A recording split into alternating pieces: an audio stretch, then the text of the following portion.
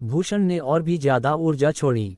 राजकुमार अर्पित पागल था, इसलिए भूषण को भी पागल होना ही था। इस समय भयानक रोशनियां आभूषण की ओर बढ़ रही थी। उसका चेहरा पीला पड़ गया।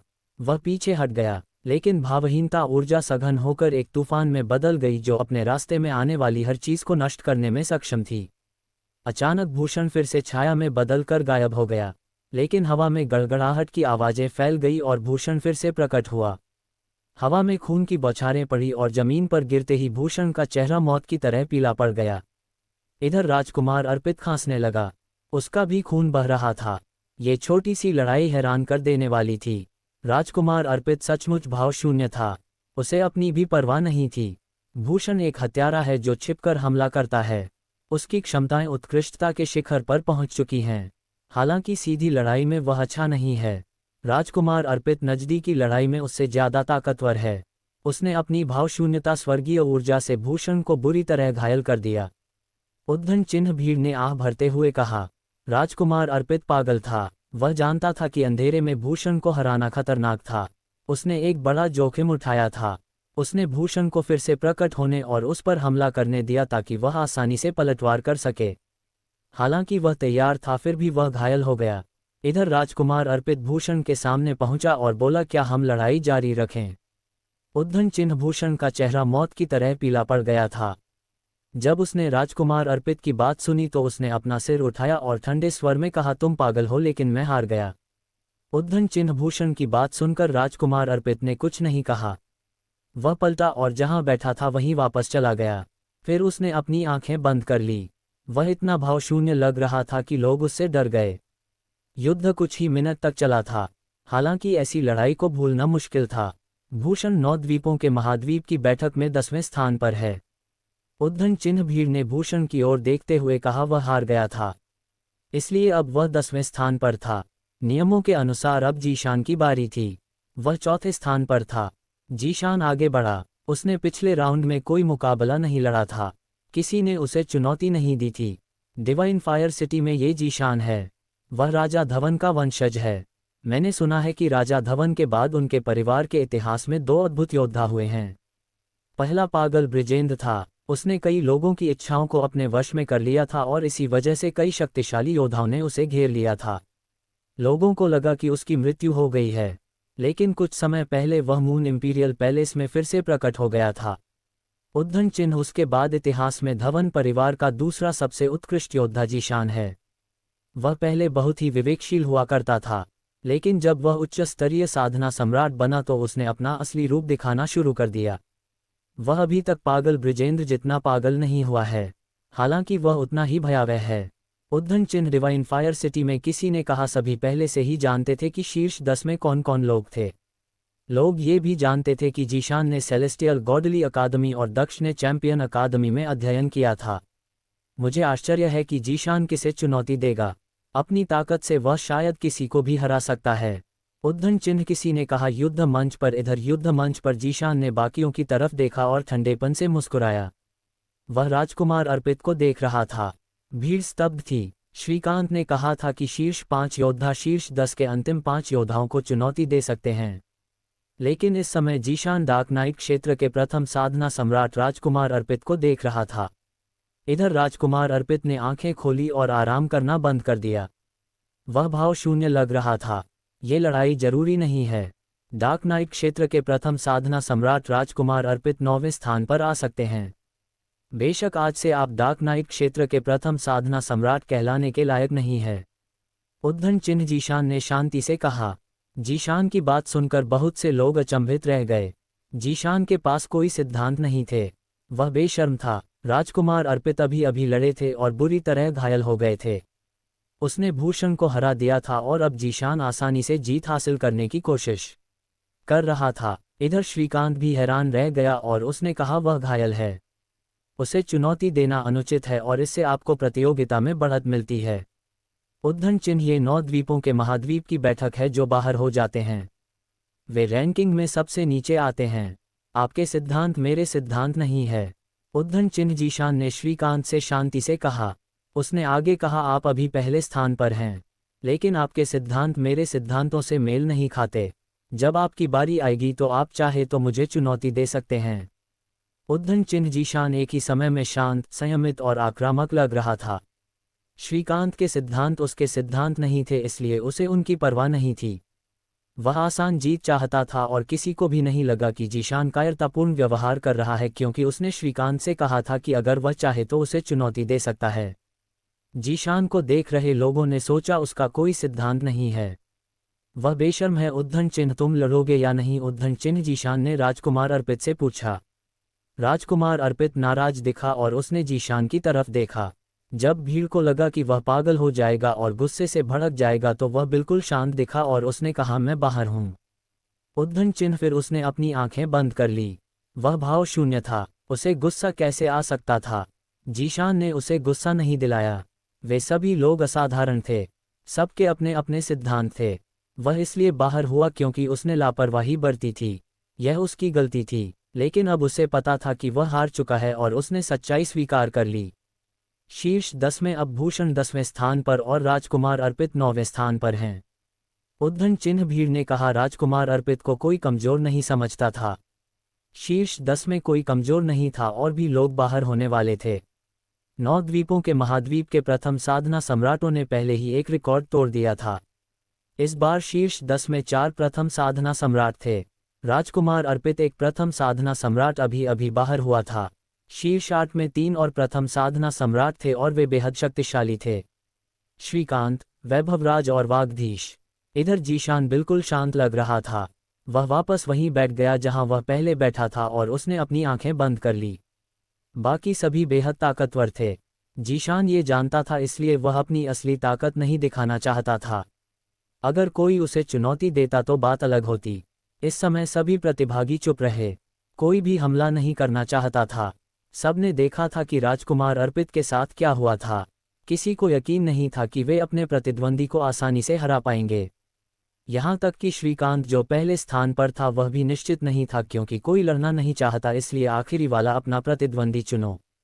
उद्धन चिन्ह, श्रीकांत ने शांति से कहा। वह दक्ष को देख रहा था। हालांकि दक्ष ठंडे स्वर में मुस्कुराया। कोई भी लड़ना नहीं चाहता था, इसलिए उस आदमी ने अब उसे जिम्मेदारी सौंपी। हालांकि दक्ष ने श्रीकांत की अपेक्षा की। किसी को किसी की बात सुनने की जरूरत नहीं थी। जैसा कि जीशान ने कहा था, अगर श्रीकांत को आदेश देना पसंद है तो वह अपनी बात कहने के लिए ताकत का इस्तेमाल कर सकता है। अगर वह पर्याप्त रूप से शक्तिशाली नहीं होता तो कोई उसकी बात नहीं सुनता। इधर जब श्रीकांत ने देखा कि दक्ष ने उसकी उपेक्षा की तो वह गुस्से से भर गया। वह हवा में ऊपर उठा और उसके सामने एक चमकदार दिव्य पुस्तक प्रकट हुई। पुस्तक पर शानदार शब्द चमक रहे थे। मरो उद्धन चिन्ह, श्रीकांत ने कहा। हवा में एक तलवार प्रकट हुई और दक्ष की ओर बड़ी तलवार के पीछे हवा में एक निशान दिखाई दिया और हवा में सिटी की आवाजें फैल गई। उसकी तलवार बिजली की तरह तेज थी। श्रीकांत डिवाइन फायर सिटी का सबसे शक्तिशाली साधना सम्राट था। वह डिवाइन फायर सिटी का प्रथम साधना सम्राट था। वह विश्वसनीय रूप से शक्तिशाली था और साथ ही बेहद तेज भी। इधर जब दक्ष ने उस तलवार को देखा तो वह बस उसे ठंडी निगाहों से देखता रहा। उसके चारों ओर चमकदार डिप्लॉयमेंट रोशनियां प्रकट हुई। उसने ब्रह्मांडीय ऊर्जाओं को संघनित किया जो एक ढाल में बदल गई, और जैसे ही श्रीकांत की तेज तलवार दक्ष की ब्रह्मांडीय ऊर्जा की ढाल और डिप्लॉयमेंट रोशनियों से टकराई तो एक विस्फोट हुआ और चटकने की आवाजें गूंजने लगी। जमीन चटक गई और तलवार गायब हो गई। हवा में अधिक रोशनियां उभरी और श्रीकांत की दिव्य पुस्तक से अंतहीन मात्रा में तलवार ऊर्जा प्रकट हुई। कन्फ्यूशियस और तलवार योद्धा व पवित्र ग्रंथों में सीखे सिद्धांतों का सख्ती से पालन करता है। क्या ये कन्फ्यूशियस और तलवार की तकनीक है? उद्धन चिन्ह, भीड़ ने सोचा जब उन्होंने श्रीकांत को हवा में पैर मोड़कर बैठे देखा। वह बिल्कुल भी नहीं हिला, लेकिन उसकी दिव्य पुस्तक से भयानक तलवार की ऊर्जाएं प्रकट हुई और हवा में फैल गई। इधर दक्ष शांत भाव से देख रहा था। उसने अपनी उंगली से हवा में ब्रह्मांडीय ऊर्जा से निशान बनाए और उसके चारों ओर तलवार की ऊर्जाएं प्रकट हुई। वातावरण तलवारों की ऊर्जाओं से भर गया। दक्ष डिप्लॉयमेंट मंत्र से घिरा हुआ था। कितना शक्तिशाली डिप्लॉयमेंट मंत्र है! उद्धन चिन्ह, भीड़ ने हैरान होकर कहा। वे दंग रह गए थे। वह डिप्लॉयमेंट मंत्र भी समझता था और श्रीकांत की तरह अभी भी शांत दिख रहा था। थोड़ी देर बाद श्रीकांत ने दक्ष से ठंडे स्वर में कहा, तुम यहाँ तक पहुँच गए। तुम सिर्फ भाग्यशाली नहीं थे, मुझे उम्मीद है कि तुम आगे भी ऐसा ही कर सकोगे। उद्धन चिन्ह, अगर तुम लड़ना नहीं चाहते तो कम से कम बकवास तो मत करो। उद्धन चिन्ह दक्ष ने उदासीनता से कहा। दक्ष की बात सुनकर श्रीकांत ने उसे ठंडी नजरों से देखा। बोरिंग लोग उद्धन चिन्ह इस समय पुनर्जन्म महान डिप्लॉयमेंट मास्टर ने उदासीनता से कहा। वह हवा में उठा और वागधीश की ओर बढ़ा। उसने कहा, अभी काम पूरा नहीं हुआ है, चलिए आगे बढ़ते हैं। उद्धन चिन्ह ठीक है। उद्धन चिन्ह, वागधीश ने कहा। उसकी आंखें चमक उठी। वागधीश और पुनर्जन्म महान डिप्लॉयमेंट मास्टर पहले भी लड़ चुके थे, इसलिए वह जानता था कि वह कितना शक्तिशाली है। यह उसकी आखिरी लड़ाई हो सकती है। वह जानता था कि उसका प्रतिद्वंद भी शक्तिशाली है और वह हार सकता है। फिर भी वह अपनी पूरी ताकत लगाने वाला था। पुनर्जन्म महान डिप्लॉयमेंट मास्टर ने उसे ठंडी नज़रों से देखा। उसने अपना हाथ हिलाया और हवा में कुछ डिप्लॉयमेंट जानवर प्रकट हुए और अपने पंजे फैलाए वागधीश की ओर दौड़ पड़े। वागधीश ने 9 ज्वालाएं छोड़ी जो उसके चारों ओर घूम रही थी। वह पुनर्जन्म महान डिप्लॉयमेंट मास्टर की ओर धीरे धीरे बढ़ा और डिप्लॉयमेंट जानवरों को नष्ट कर दिया। पुनर्जन्म महान डिप्लॉयमेंट मास्टर अत्यंत शक्तिशाली था। उसने अपना हाथ हिलाया और एक अविश्वसनीय रूप से तीक्ष्ण सुनहरा पैटर्न प्रकट हुआ और चकाचौंध कर देने वाली तेजी से आगे बढ़ा। साथ ही वह भी धीरे धीरे आगे बढ़ रहा था।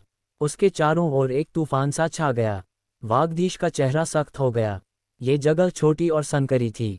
पुनर्जन्म महान डिप्लॉयमेंट मास्टर से लड़ने के लिए ये सबसे अच्छी जगह नहीं थी, क्योंकि डिप्लॉयमेंट मंत्र आसानी से पूरे क्षेत्र को कवर कर सकते थे। इधर पुनर्जन्म महान डिप्लॉयमेंट मास्टर ने फिर से अपना हाथ हिलाया और चारों ओर डिप्लॉयमेंट रोशनियां चमक उठी। हवा में भयानक ऊर्जाएं छा गई। डिवाइन फायर सिटी के लोग आश्चर्यचकित थे। वह डिप्लॉयमेंट कास्ट पलक झपकते ही डिप्लॉयमेंट मंत्र डाल सकता है। वह अपनी आंखों से भी डिप्लॉयमेंट मंत्र डाल सकता है। कितना शक्तिशाली है। उद्धन चिन्ह भीड़ ने आश्चर्य से कहा। कोई आश्चर्य नहीं कि कोई भी उससे लड़ना नहीं चाहता। अकेला वह एक पूरी सेना जैसा है। एक शक्तिशाली सेना भी उसके आसपास नहीं भटक सकती। उद्धन चिन्ह, किसी ने कहा, डिवाइन फायर सिटी के सबसे ताकतवर महान डिप्लॉयमेंट मास्टर भी उसके बारे में बात करते समय जिक्र के लायक नहीं है। अगर वह मून शैडो माउंटेन में शामिल हो जाता तो वह हथियार निर्माण कला का एक भयानक ग्रेट स्कलेस्टिक मास्टर बन जाता। उदाहरण चिन्ह, किसी और ने कहा। इधर वागधीश ने अपनी अग्नि के साथ मिलकर अपनी सबसे बड़ी शक्ति को मुक्त कर दिया। वह भयानक अग्नि में बदल गया और अपने प्रतिद्वंदी की ओर दौड़ पड़ा, जिससे डिप्लॉयमेंट मंत्र जल गया। हम उद्धन चिन्ह, पुनर्जन्म महान डिप्लॉयमेंट मास्टर ने ठंडी आवाज में कहा। उसके सामने हवा में डिप्लॉयमेंट भले प्रकट हुए और वागधीश की ओर बढ़े। इसी समय उसके पैरों के नीचे डिप्लॉयमेंट के अनगिनत निशान दिखाई देने लगे। वागधीश अपने रास्ते में आने वाली हर चीज को जला रहा था। उसकी दिशा अप्रत्याशित रूप से बदल रही थी। डिप्लॉयमेंट मंत्र उस पर लगातार हमला कर रहे थे। वागधीश इस तरह से हार जाएगा। वह अपना शरीर जला रहा है, लेकिन वह महान डिप्लॉयमेंट मास्टर के करीब नहीं जा सकता। वह लगातार हमलों को बर्दाश्त नहीं कर सकता। यह उसके लिए अच्छा नहीं लग रहा है। वागधीश नज़दीकी मुकाबले में अच्छा है, लेकिन अगर वह अपने प्रतिद्वंदी के करीब नहीं पहुंच पाया तो वह निश्चित रूप से हार जाएगा। उदाहरण चिन्ह, भीड़ ने सोचा जैसा कि भीड़ ने सोचा था। कुछ समय बाद वागधीश अंततः हार गया। वह लगातार कमजोर होता जा रहा था, लेकिन महान डिप्लॉयमेंट मास्टर के डिप्लॉयमेंट मंत्रों की शक्ति बढ़ती ही जा रही थी। उनकी साधना के प्रकार के कारण युद्ध का परिणाम अनुमानित था। रेड क्लाउड क्षेत्र का प्रथम साधना सम्राट वागधीश अब 8वें स्थान पर था। इस लड़ाई की बदौलत कई लोगों ने देखा था कि पुनर्जन्म महान डिप्लॉयमेंट मास्टर कितना शक्तिशाली था। वह निश्चित रूप से शीर्ष 3 में आ सकता था। वागधीश को हराने के बाद पुनर्जन्म महान डिप्लॉयमेंट मास्टर रुका नहीं, बल्कि जेड माउंटेन क्षेत्र के प्रथम साधना सम्राट वैभवराज की ओर मुड़ा और कहा, तुम में से कोई भी लड़ना नहीं चाहता, इसलिए मैं तुम्हारे खिलाफ लड़ूंगा। तुम मेरे खिलाफ लड़ना चाहते हो या किसी और के खिलाफ? उद्धन चिन्ह, जब वैभवराज ने पुनर्जन्म महान डिप्लॉयमेंट मास्टर की बात सुनी तो उसकी भी तन गई। वह महान डिप्लॉयमेंट मास्टर बेहद ताकतवर और खतरनाक था। महान डिप्लॉयमेंट मास्टर उसे आसानी से हरा सकता था। वह कोई जोखिम नहीं उठाना चाहता था। उसे किसी ऐसे व्यक्ति की तलाश थी जिसे वह हरा सके। जल्दी मत करो, हम बाद में लड़ेंगे। उद्धन चिन्ह, वैभवराज ने पुनर्जन्म महान डिप्लॉयमेंट मास्टर से कहा। उसकी बात सुनकर पुनर्जन्म महान डिप्लॉयमेंट मास्टर ठंडे स्वर में मुस्कुराया और वापस वहीं चला गया जहां वह शुरू में था। दूसरों के लड़ने का इंतजार करना बहुत कष्टप्रद था। इधर वैभवराज ने बाकियों की तरफ देखा।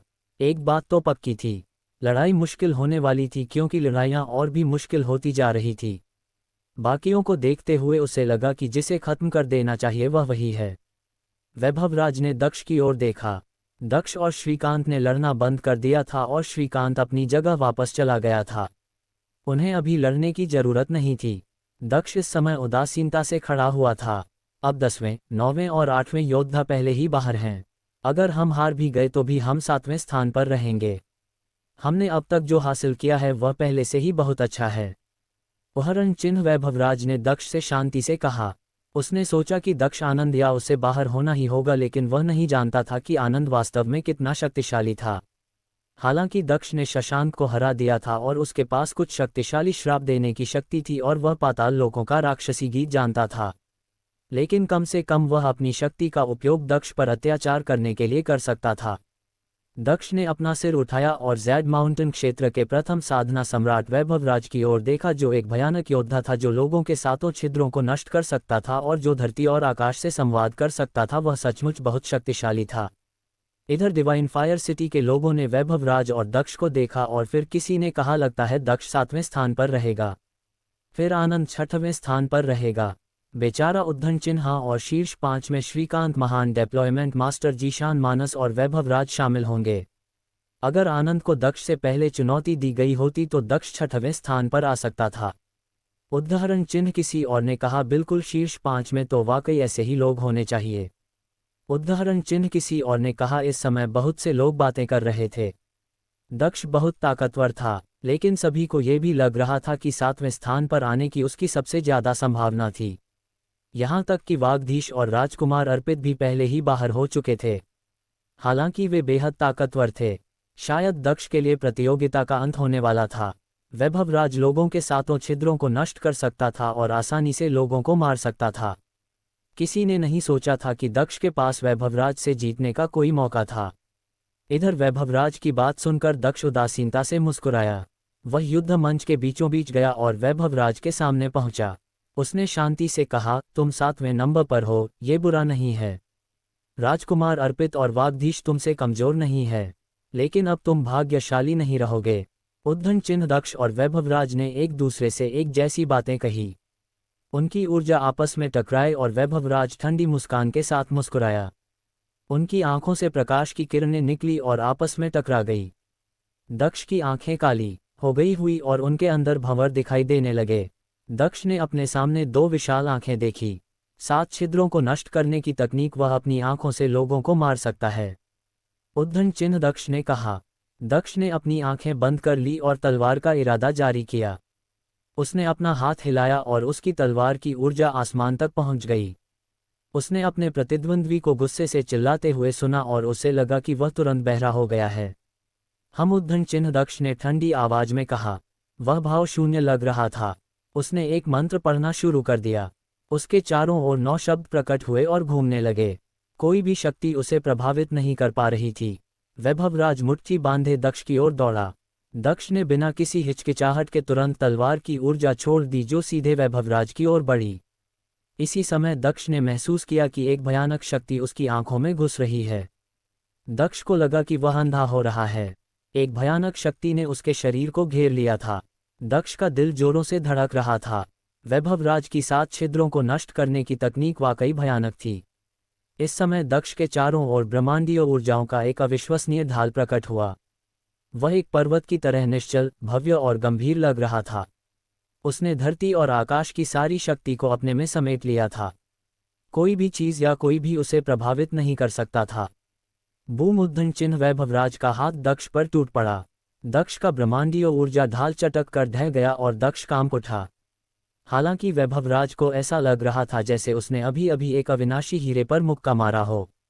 भले ही उसके मुक्के ने ब्रह्मांडीय ऊर्जा ढाल को नष्ट कर दिया था, लेकिन जब उसका मुक्का दक्ष के शरीर पर लगा तो उसने महसूस किया कि उसका मुक्का किसी बेहद कठोर चीज से टकरा गया था। अचानक एक शक्ति एकत्रित हुई और दक्ष के 9 शब्द चमक उठे।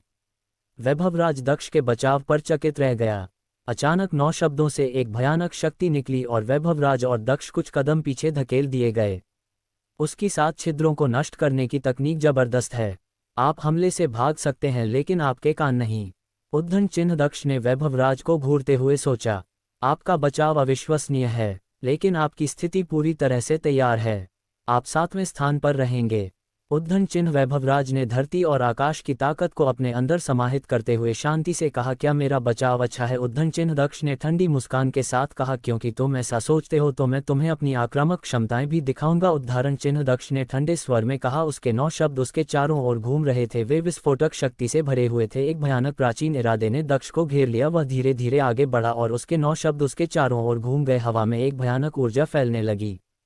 अपनी ताकत से मैं पवित्र तकनीकों का इस्तेमाल कर सकता हूँ, तुम हार जाओगे, उद्धन चिन्ह दक्ष ने शांति से कहा। वह अपना मंत्र जपता रहा और एक भयानक दमनकारी ऊर्जा हवा में फैलती रही। उसने पवित्र सम्राट से प्राचीन पवित्र तकनीकें सीखी थी। उसके हमले लगातार बेहतर होते जा रहे थे। दक्ष ने तो हमलों को अपनी ताकत के हिसाब से ढालकर उनमें बदलाव भी कर लिया था। उसने एक ऐसा हमला बनाया था जो विशुद्ध ताकत से बना था। आकाश दमन पवित्र मुख का दक्ष आगे बढ़ा और ऊर्जाओं को दबाते हुए वैभवराज की ओर बढ़ा। दक्ष पृथ्वी ब्रह्मांडीय ऊर्जाओं से घिरा हुआ था और कोई भी चीज उसे प्रभावित नहीं कर सकती थी। मरो, उद्धरण चिन्ह दक्ष ने कहा। उसने अपना मंत्र पढ़ना जारी रखा और अपने प्रतिद्वंदी की दिशा में मुक्का मारा। वैभवराज ने ठंडी आवाज में गुर्राहट की। उसने अपनी ब्रह्मांडीय ऊर्जाओं को एकत्रित किया और दक्ष की दिशा में मुक्का मारा। हालांकि यह तो बस शुरुआत थी। दोनों योद्धाओं के मुक्के टकराते रहे। वैभवराज इस समय अपनी ओर बढ़ते मुक्कों को असहाय होकर देखता रहा। उसने दक्ष के मुक्कों पर मुक्का मारा, लेकिन उसने महसूस किया कि दक्ष के मुक्के वाकई भयानक थे। वह उन्हें नहीं रोक पा रहा था। इतने सारे खतरनाक मुक्के, हर मुक्के में एक घातक ताकत छिपी है। कितना जबरदस्त है, उद्धरण चिन्ह देखने वालों ने धीरे से कहा। दक्ष ने अपना हमला एक पवित्र तकनीक पर आधारित किया था और उसकी शुरुआती ताकत के साथ यह स्पष्ट था कि यह बेहद शक्तिशाली था। चले जाओ, उद्धरण चिन्ह वैभवराज गुस्से से चिल्लाया, क्योंकि दक्ष के सारे मुक्के लगातार उसकी ओर बढ़ रहे थे और वह उन्हें रोक नहीं पा रहा था। वैभवराज हमले से बचने के लिए जितनी तेजी से हो सकता था पीछे भागा। मरो मरो मरो, उद्धरण चिन्ह दक्ष ने गुस्से से चिल्लाते हुए उसके मुक्के और भी तेज होते जा रहे थे और वैभवराज की ओर बढ़ते जा रहे थे। उसकी ऊर्जा और भी ज्यादा शक्तिशाली होती जा रही थी। वैभवराज पर अत्याचार हो रहा था, वह कैसे विरोध कर सकता था? इधर दक्ष के मुखों की संख्या देखकर दर्शकों के चेहरे सुन्ना पड़ गए। हर मुख का ब्रह्मांडीय स्तर के शीर्ष योद्धाओं को आसानी से कुचल सकता था। वैभवराज उनका विरोध कैसे कर सकता था? सौभाग्य से उसकी धारणाएं तीव्र थी। वह चीजों को पूरी तरह से सुन और देख सकता था, अन्यथा वह तुरंत कुचल दिया जाता। आखिरकार वैभवराज के शरीर पर एक तेज मुक्का पड़ा। सिर्फ एक मुक्के ने उसे बुरी तरह हिला दिया। उसके अंग कांप उठे, उसकी खांसी से खून बहने लगा और उसका चेहरा पीला पड़ गया। उसे पता था कि उसे रुकना होगा, वरना दक्ष मुक्के बरसाता रहेगा। मैं हार मानता हूँ, उद्धरण चिन्ह वैभवराज ने कहा। वह युद्ध क्षेत्र से बाहर चला गया। दक्ष ने उसका पीछा नहीं किया और आकाश दमन पवित्र मुक्के मारना बंद कर दिया। जमीन अभी भी हिल रही थी और हवा में गड़गड़ाहट की आवाजें गूंज रही थी। भीड़ दक्ष को घूर रही थी और कुछ समझ नहीं पा रही थी। दक्ष बहुत ताकतवर था। उसने वैभवराज को हराने के लिए पवित्र तकनीक का इस्तेमाल किया था और अब वह शीर्ष में जगह बना सकता था। वैभवराज 7वें स्थान पर था। हमने उसे एक बार फिर कमा। वह अपनी ताकत कदम दर कदम जाहिर करता है। हर बार जब वह लड़ता है तो हमें पता चलता है कि उसे एक अलग तरह की ताकत का एहसास है। उसके पास बहुत सारे तुरूप के पत्ते हैं। हो सकता है अगली लड़ाई में वह शीर्ष 5 में आ जाए और फिर चौथे में, अब कौन जाने, उद्धरण चिन्ह डिवाइन फायर सिटी के लोगों ने कहा। अब 6 लोग बचे थे। श्रीकांत, पुनर्जन्म, महान डिप्लॉयमेंट मास्टर जीशान, मानस, आनंद और दक्ष। उन योद्धाओं को देखकर भीड़ कांप उठी। अब अगला कौन लड़ेगा? उन्होंने सोचा। ब्रह्मांडीय स्तर पर वे सभी अद्वितीय थे। साधारण महान सम्राट उनका मुकाबला नहीं कर सकते थे। वे महान सम्राट स्तर के शीर्ष पर स्थित साधारण महान सम्राटों से भी मुकाबला कर सकते थे। अब मामला पेचीदा होता जा रहा था। कौन किससे लड़ेगा? सब सोच रहे थे। वैभवराज बेहद ताकतवर था, लेकिन वह श्रीकांत जितना ताकतवर नहीं था और वह मानस जितना भी ताकतवर नहीं हो सकता था जिसने अभिनव को हराया था। वहाँ एक महान डिप्लॉयमेंट मास्टर भी था जो पवित्र तकनीकों का इस्तेमाल कर सकता था। जीशान जब अपनी पूरी ताकत का इस्तेमाल करेगा तो कोई नहीं जानता था कि वह कितना ताकतवर होगा, लेकिन वह भयानक था।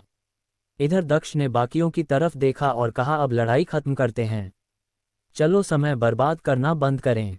उद्धरण चिन्ह क्या कमाल का आदमी है। वह लड़ाई खत्म करना चाहता है। सबसे भयानक लड़ाइयाँ शुरू होने वाली हैं। उद्धन चिन्ह भीड़ ने कहा। जब भीड़ ने उसकी बात सुनी तो वे कांप उठे। दक्ष पागल हो गया था। तुमने अब तक का सफर तय कर लिया है। मैंने तुम्हें कम आंका था। सब ने तुम्हें कम आंका था। उद्धन चिन्ह जीशान ने शांति से कहा। उसने आगे कहा, मैं सहमत हूँ। हम दोनों डार्क नाइट क्षेत्र से हैं। ये लड़ाई ये भी तय करेगी कि उस क्षेत्र का नया प्रथम साधना सम्राट कौन होगा। तुम चारों लोग एक दूसरे के खिलाफ लड़ो। उद्धन चिन्ह जीशान दक्ष के विचार से सहमत था। आखिरी लड़ाइयाँ 3 आमने सामने की।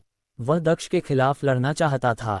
मानस और मैं दोनों डिवाइन माउंटेन से हैं, इसलिए हम एक दूसरे से नहीं लड़ सकते। उद्धन चिन्ह श्रीकांत ने शांति से कहा। उसने अन्य 2 योद्धाओं की ओर देखा और कहा, तुम में से कोई एक मेरे खिलाफ लड़ेगा। उद्धन चिन्ह, आप डिवाइन क्षेत्र के प्रथम साधना सम्राट हैं। आप अभी प्रथम हैं। अगर मैं आनंद आपको हरा दूं तो मैं डिवाइन क्षेत्र का प्रथम साधना सम्राट बन जाऊंगा और हर कोई मेरा नाम जान जाएगा। मैं आपके विरुद्ध लड़ूंगा और डिवाइन क्षेत्र में हर कोई जान जाएगा कि मेरा नाम आनंद रस्तोगी है। उद्धन चिन्ह आनंद ने शांति से कहा। आनंद की बात सुनकर भीड़ और भी कांप उठी। कितना पागल है। उद्धरण चिन्ह भीड़ ने हैरान होकर कहा। दक्ष भी हैरान था। आनंद दिखने में सीधा साधा और ईमानदार था और दिखावा करना पसंद करता था, लेकिन अब वह डिवाइन क्षेत्र के प्रथम साधना सम्राट श्रीकांत को चुनौती दे रहा था, जो स्थायी रूप से पहले स्थान पर था। ठीक है, उद्धरण चिन्ह श्रीकांत ने आनंद से सहमति जताते हुए कहा। उसने कहा, अगर तुम मुझे हरा दोगे तो सब तुम्हारा नाम जान जाएंगे। आनंद, उद्धरण चिन्ह है तो तुम हार जाओगे। उद्धरण चिन्ह आनंद ने कहा। वह उत्साहित लग रहा था। वह आगे बढ़ा और श्रीकांत से लड़ने के लिए उत्सुक लग रहा था। अब सिर्फ महान डिप्लॉयमेंट मास्टर और मानस ही बचे थे। दोनों ही भयानक थे। सारी लड़ाइयाँ भयानक होने वाली थी। यही तो वीरों का संघर्ष था। 6 लोग युद्ध मंच में अलग अलग दिशा में चले गए। तेज हवा चलने लगी। डिवाइन फायर सिटी में तीनों विजेता कौन होंगे? उद्धरण चिन्ह डिवाइन फायर सिटी में भीड़ ने कहा। इस समय डिवाइन फायर सिटी के बाहरी और भीतरी हिस्से में हर कोई युद्ध के मंच को घूर रहा था। तीनों लड़ाइयाँ एक ही समय पर शुरू होने वाली थी। कहना मुश्किल है। 10 मिनट पहले मैं कहता कि जीशान जरूर जीतेगा, लेकिन असल में हमें नहीं पता कि दक्ष कितना ताकतवर है। हर बार जब वह लड़ता है तो ये प्रतिभाएं दिखाता है, लेकिन हमें ये भी नहीं पता कि जीशान कितना ताकतवर है। ये बताना नामुमकिन है। उद्धन चिन्ह किसी ने कहा। और वह डेप्लॉयमेंट कास्टर, उसके डेप्लॉयमेंट मंत्र भयानक हैं। लेकिन मानस एक अद्भुत बौद्ध योद्धा है। सब ने इसे अभी देखा है, इसलिए हम जानते हैं कि केवल श्रीकांत ही जीतेगा। वह आनंद को जरूर हरा देगा। बाकी 2 लड़ाइयों के बारे में हम कुछ भी भविष्यवाणी नहीं कर सकते। उद्धन चिन्ह किसी और ने कहा। सच में मैं भी यही सोचता हूँ, वे बहुत ताकतवर हैं। अंदाजा लगाना मुश्किल है। उद्धन चिन्ह किसी और ने कहा। युद्ध मंच पर जीशान दक्ष को घूर रहा था। उसका वस्त्र हवा में लहरा रहा था। एक भयानक ऊर्जा हवा में फैल गई। उसने दक्ष से कहा, अब तुम्हारे लिए प्रतियोगिता समाप्त होने वाली है। उद्धन चिन्ह, अपनी बात के समर्थन में अपनी शक्ति का प्रयोग करो। दक्ष ने शांति से कहा। दक्ष ने जीशान के आकाश अवशोषण स्वर्गीय इरादे को महसूस किया। दक्ष ने एक भयानक राक्षसी ऊर्जा छोड़ी जो हवा में फैल गई। दक्ष के पीछे एक विशाल दानव छाया प्रकट हुई। हम बचे हुए आखिरी 6 लोग हैं। मैं तुम्हें दिखाऊंगा कि मेरा सबसे शक्तिशाली आकाश अवशोषण स्वर्गीय इरादा कैसा है। उद्धरण चिन्ह जीशान ने शांति से कहा। उसने एक भयानक आकाश अवशोषण स्वर्गीय इरादा जारी किया जो हवा में फैल गया। ये किसी भी अन्य इरादे को दबा सकता था। दक्ष ने सोचा, जीशान ने अपने जीवन में न जाने कितने लोगों के स्वर्गीय इरादों को आत्मसात कर लिया है। वह शायद जितना दिखाना चाहता है उससे कहीं ज्यादा शक्तिशाली है। उद्धन चिन्ह, इसी समय दक्ष की आंखों में पाताल लोक का स्रोत प्रकट हुआ और उसने भयानक राक्षसी इरादा जारी किया। इसी समय उसके 9 शब्द प्रकट हुए और उसके चारों ओर घूमने लगे। साथ ही हवा में राक्षसी गीत भी गूंजने लगा। वह प्रकृति की सभी वस्तुओं की ऊर्जाओं को एकत्रित कर रहा था। उसकी सारी ऊर्जाएं राक्षसी शक्ति में बदल रही थी। डिवाइन फायर सिटी में उसकी राक्षसी ब्रह्मांडीय ऊर्जाएं बहुत शक्तिशाली हैं। जब उसने शशांक के विरुद्ध युद्ध किया तो उसने श्राप शक्ति का प्रयोग किया था। जब उसने वैभव राज के विरुद्ध युद्ध किया तो उसने पृथ्वी ब्रह्मांडीय ऊर्जा का उपयोग किया था। अब वह राक्षसी ब्रह्मांडीय ऊर्जा का उपयोग कर रहा है। वह वास्तव में प्रकृति की सभी वस्तुओं की शक्ति को नियंत्रित करता है। इसके अलावा वह अपनी इच्छा अनुसार परिवर्तन कर सकता है। क्या यही उसका स्वर्गीय इरादा है? ये तो भयानक स्वर्गीय इरादा होगा। उद्धन चिन्ह किसी ने कहा। मानस भी आगे बढ़ रहा है। उसकी स्वर्गीय ऊर्जा भयानक है। अगर मानस और दक्ष लड़ते तो बहुत अच्छा होता। बेशक मानस महान डिप्लॉयमेंट मास्टर के खिलाफ लड़ रहा है, इसलिए ये लड़ाई भी दिलचस्प होने वाली है। मानस वाग्धीश से ज़्यादा शक्तिशाली है, उसकी बौद्ध तकनीकें अविश्वसनीय है। उद्धन चिन्ह किसी और ने कहा। दर्शक उत्साहित थे। तीनों लड़ाइयाँ जबरदस्त होने वाली थी। उन्हें समझ ही नहीं आ रहा था कि कौन सी लड़ाई देखें। युद्ध मंच पर पाताल लोकों का स्रोत। उद्धरण चिन्ह जीशान ने दक्ष की आंखों में देखते हुए कहा। दक्ष की आंखों में पाताल लोक का स्रोत दिखाई दे रहा था और उसके चारों ओर भयानक राक्षसी ऊर्जाएं उमड़ रही थी। जीशान ने अविश्वसनीय मात्रा में आकाश अवशोषण स्वर्गीय इरादा जारी किया और आगे बढ़ने लगा। उसका भयानक स्वर्गीय इरादा अराजक रूप से लहरों में बह रहा था। कोई भी उसे हिला नहीं सकता था, कोई भी उसके इरादे को तोड़ नहीं सकता था। उसने बहुत सारे साधना सम्राटों और महान सम्राटों की इच्छाशक्ति को आत्मसात कर लिया था। वह अकेले एक सेना था। उसके कदमों से जमीन हिल रही थी। हालांकि दक्ष का राक्षसी इरादा अविनाशी प्रतीत हो रहा था। दक्ष धीरे धीरे जीशान की ओर बढ़ा। उसका राक्षसी इरादा आसमान तक पहुंच गया और जीशान के शरीर में घुस गया। दक्ष अचानक चमकदार देवमारा कल्प ऊर्जाओं से घिर गया। वह समझ गया कि जीशान का आकाश अवशोषण स्वर्गीय इरादा घातक था और वह उसके इरादे को भी आत्मसात कर सकता था। हालांकि दक्ष का इरादा उसके सामने बेहद स्थिर था और 9 शब्द उसकी रक्षा कर रहे थे। वह धरती और आकाश के साथ सहजीवन में था और जीशान का आकाश अवशोषण स्वर्गीय इरादा अब तक उसके इरादे को प्रभावित नहीं कर सका था। दक्ष, मेरे आकाश अवशोषण स्वर्गीय इरादे को समझो। उद्धन चिन्ह जीशान ने गर्व से मुस्कुराते हुए कहा। उसके पीछे एक प्राचीन राजा प्रकट हुआ और धीरे धीरे आगे बढ़ा। दक्ष ने महसूस किया कि उसकी जीवन शक्ति और इच्छा शक्ति कांप रही थी। यह एक घातक स्वर्गीय इरादा था। आकाश अवशोषण स्वर्गीय इरादा विस्फोटक था। अवशोषित करो, उद्धन चिन्ह जीशान ने जोर से कहा। जमीन हिलने लगी और दक्ष उसकी ताकत से सिर से पैर तक कांप रहा था, लेकिन राक्षसी ब्रह्मांडीय ऊर्जाएं बनी रही और 9 शब्द उसके चारों ओर घूमते रहे। जीशान वाकई बहुत शक्तिशाली है। उद्धन चिन्ह जीशान की आकाश अवशोषण शक्ति को देखकर भीड़ ने सोचा वह सचमुच भयानक था। इधर दक्ष ने जीशान को ठंडी निगाहों से देखा और दहाड़ते हुए आगे बढ़ गया। वह हवा में उठा और प्राचीन इरादे को छोड़ दिया। इसी समय राक्षसी ब्रह्मांडीय ऊर्जा की अंतहीन मात्रा प्रकट हुई और दक्ष के चारों ओर घूमने लगी। राक्षसी ब्रह्मांडीय ऊर्जाएं आगे बढ़ी और जीशान पर टूट पड़ी। राक्षसी ब्रह्मांडीय ऊर्जाएं जीशान की आंखों, मन और इच्छा शक्ति में समा गई। जीशान ने अपना सिर उठाया और दक्ष को ठंडी नजरों से देखा। दक्ष ने आश्चर्यजनक रूप से पवित्र तकनीकों का इस्तेमाल किया और उन्हें राक्षसी ब्रह्मांडीय ऊर्जाओं के साथ मिला दिया। चलो देखते हैं तुम्हारे पवित्र तकनीक कितने शक्तिशाली हैं, उद्धन चिन्ह जीशान ने तिरस्कार पूर्वक कहा। उसने अपना सिर उठाया और आकाश अवशोषण स्वर्गीय ऊर्जा लगातार मजबूत होती रही। वह धरती और आकाश की शक्ति को अवशोषित कर रहा था, यहाँ तक कि दक्ष की राक्षसी ब्रह्मांडीय ऊर्जा भी अवशोषित हो रही थी। वह दक्ष की राक्षसी ब्रह्मांडीय ऊर्जा को अवशोषित कर रहा था। कितना भयावह है! आकाश अवशोषण शास्त्र उसे एक पवित्र तकनीक की शक्ति को अवशोषित करने की अनुमति देता है। उद्धन चिन्ह भीड़ ने हैरान होकर कहा। यह दृश्य देखकर भीड़ कांप उठी। आकाश अवशोषण शक्ति राक्षसी ब्रह्मांडीय ऊर्जा को अवशोषित कर सकती है। राक्षसी ब्रह्मांडीय ऊर्जा लगातार बाहर निकल रही थी और अवशोषित हो रही थी। इसी समय एक विशाल राक्षसी तलवार संघनित हो गई। उस विशाल राक्षसी तलवार में देवमारा कल्प शक्ति समाहित थी जो काली बिजली से घिरी हुई थी। ये देवमारा कल्प कौशल है। दक्ष अविनाशी थंडर वंश के कौशल को जानता है। उद्धन चिन्ह भीड़ ने हैरान होकर कहा। बहुत से लोग चौंक गए। अविनाशी थंडर वंश के सदस्य हैरान थे। उनके चेहरे मुरझा गए। ये कैसे संभव था? दक्ष को उनका कौशल कैसे पता चला? उन्होंने सोचा अब आगे क्या होने वाला है। क्या दक्ष जीशान को हरा पाएगा? आखिर जीशान कितना ताकतवर था? आखिर शीर्ष 3 में कौन कौन होने वाले थे? क्या आनंद सचमुच हारने वाला था? आखिर मानस और पुनर्जन्म महान डिप्लॉयमेंट मास्टर में